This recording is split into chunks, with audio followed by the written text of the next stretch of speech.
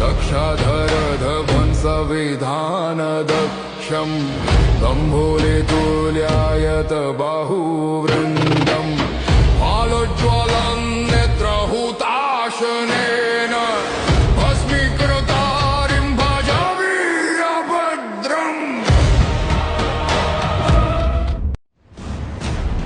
कहानी शुरू होती है दक्ष प्रजापति से, जो भगवान ब्रह्मा के पुत्र थे।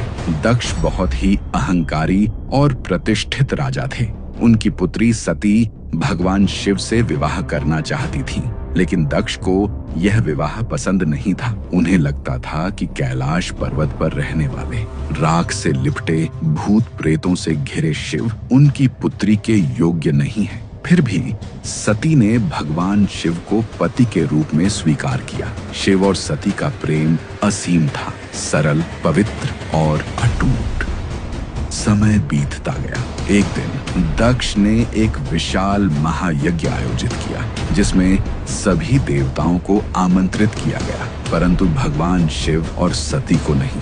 जब सती को यह पता चला तो उनका हृदय टूट गया। उन्होंने सोचा, तो दक्ष की पुत्री हूँ, मुझे वहाँ जाने का अधिकार है। भगवान शिव ने उन्हें रोका, कहा, जहाँ अपमान हो वहाँ जाना आत्मा के लिए विष है। लेकिन सती अपने पिता के प्रेम और अहंकार के बीच फंस गई और अंततः यज्ञ में पहुंच गई। जब सती यज्ञ स्थल पहुंची तो उन्होंने देखा कि वहां कोई भी भगवान शिव का नाम तक नहीं ले रहा था। दक्ष ने उनकी ओर देखा और अपमानजनक स्वर में कहा, तुम्हारा पति तो भस्म से लिपटा एक योगी है, देवताओं के बीच उसका कोई स्थान नहीं। सती का हृदय जल उठा।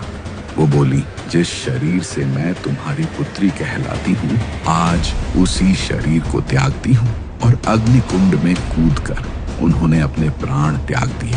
जब भगवान शिव को सती के देह त्याग का समाचार मिला तो पूरा कैलाश कांप उठा।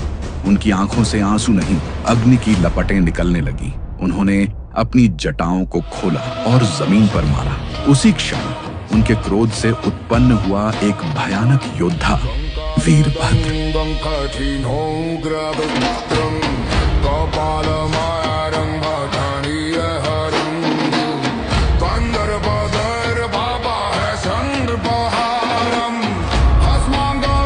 वीरभद्र का शरीर अग्नि के समान धधक रहा था। उसकी आंखों में ब्रह्मांडीय तूफान था। भगवान शिव ने आदेश दिया, जाओ दक्ष का यज्ञ नष्ट कर दो।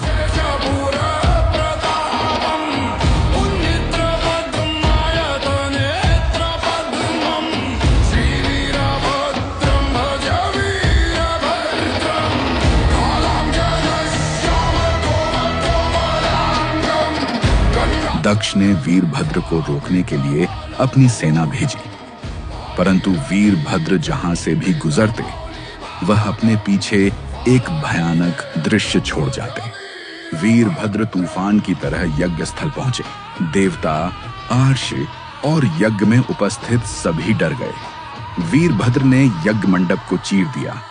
देवताओं के रथ उलट गए और अंत में उन्होंने दक्ष का सिर काट दिया।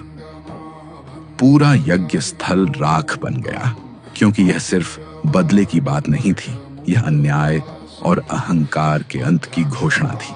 परंतु जब भगवान शिव स्वयं वहां पहुंचे और उन्होंने दक्ष का शरीर देखा, उनका हृदय करुणा से भर गया। भगवान शिव ने दक्ष को पुनर्जीवित किया, पर उसका सिर उसके कर्मों का स्मारक रहे। भगवान शिव ने दक्ष के सर की जगह बकरे का सर लगा दिया। दक्ष ने भगवान शिव से क्षमा मांगी और यज्ञ तब पूरा हुआ जब शिव स्वयं वहां उपस्थित हुए। वीरभद्र कोई साधारण योद्धा नहीं थे, वे शिव के भीतर छिपे उस रूप का प्रतीक हैं जो अधर्म और अपमान को सहन नहीं करता।